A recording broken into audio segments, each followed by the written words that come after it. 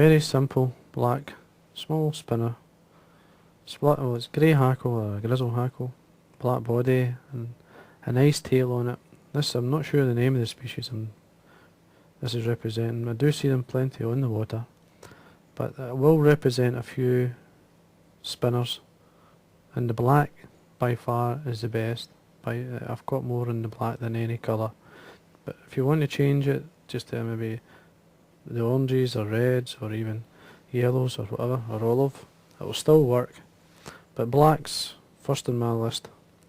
Now the hook I'm using is it's not really a dry fly hook, it's a TMCO, it's a 2487, which is classed mainly as a Canis puper emerger, but I like using it as a dry fly hook, and very strong, lasts as many fishes, put it this way, it will outlast the materials that's on the fly. So you could, if you want it, you could strip it down and retie your fly. But anyway, thread I'm going to use is a uni thread in 8/0 in black. You simply start at the eye and just work my way down, about halfway, and then remove the waste piece. Now I'm just about in line with the barbed hook. I'm going to tie in 2 black microfibrils. If you're tying the other colours, just change the colour of the microfibrils to suit the body. That's all I do. Now you just, the microfibrils as well, normally you'd use hackle fibre, but the microfibrils last much longer. Anyway, that's us got 2. Just make sure the tips are lined up. Double check. So fine, you have to check. That looks okay. Tail length is long in this fly, in this species. Now, and don't be shy with the tail. It spreads the weight of the fly and lifts the hook. Now I'm looking for a tail length at least half an inch to 3/4 an inch in length.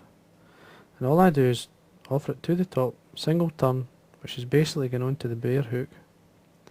Check the length of your tail. Bring the thread underneath if it's okay. Tighten up. And open the fibres. And then basically what you're looking to do is do a figure 8 through. Now I'm going to bring the thread underneath my side and then lock it down with a turn. Do the far side, do the same and lock it down with a turn. That will make it really solid and spread the fibres. Trim away the waste, which is about, you want to leave about 2/3 of the body, 2/3 of the shank to make the body anyway, and then wind up nice and tight. Make sure the microfibrils or the waste part sits on the side. I don't like it twisting round the hook. For the hackle I'm just going to use a grizzle. Now this is a whiting saddle. It's a Hebert minor, and length of the fibre, you're looking at least the fibre length, like say if you're on looking at the fibre on one side, the fibre length, the length of the hook and less. Don't go too long. You can exaggerate slightly with a spinner. Then what I'm going to do is come in here with, again, depending how good the quality of the hackle is, you're looking about 3 turns. Now what I'm going to do here is I'm winding forward with the natural shape of the hackle facing towards the eye. Draw back the fibres before you bring the thread up. You will catch the odd hackle fibre, but don't worry about it because you can come in at this point, trim it away. There's one more there. If you feel it's going to be too fiddly to trim, just leave it, because I don't think it'll make too much difference to your fly. And then a wee bit of wax onto your thread and then tidy up. Just watch you don't catch any of the fibres, and then come in and whip finish. 3 turns should be plenty. Remove the any excess wax, tighten the thread up and trim away yours. Again, just watch you don't catch the hackle. Now you could leave it like that, that's still a good fly, just as a spider pattern. It's a very good pattern actually, just a grey and black. Now, but I'm going to make it into more of a spinner. The first thing I do is lift the fibres from underneath I don't trim them away. Just bring them with your pointy and your scissors. Bring them up. Just like what I'm doing is basically force them to stay up.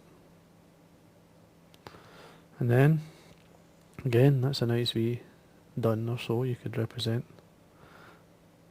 Then I get them, what I'm going to do is flatten them, spread them either side, enough, an even split of the hackle fibres. Again, the odd one that wants to go away the wrong way, just bring it in. Take your time with this because it makes for a better fly. It's a very simple way to tie a spinner. And there, basically that is it. Now, what you could use is a fine, tiny touch of varnish just in at the roots there. Or, in this case, what I'm going to do is got some, this is UV resin, in this case is a light. Now put a tiny drop onto my desk, because you don't want to put too much on. And then use your dubbing needle to apply the resin. Tiny wee drop either side, well, underneath and on the top, to make sure it gets in there. Because you don't want it to run into the hackle fibres. You want them to hold them sort of flat, but at the same time you don't want it to run on, because it just looks terrible. And then what you want to do is set your resin. Doesn't take long. And there you are. And that there's my, I would say, especially June, July, August time, I can use this fly all the time. It's certainly worth having in different sizes. I would have it in size 14s down. If you want to go above that, it's up to yourself, but size 14s to size 24s is the sizes that I normally use it. And as I say, it's certainly worth changing the colour of the body. Anyway, hope you enjoyed that. Nice wee pattern to have in your box. As I say, one of my favourite. And good fun to tie. And that's small spinner pattern.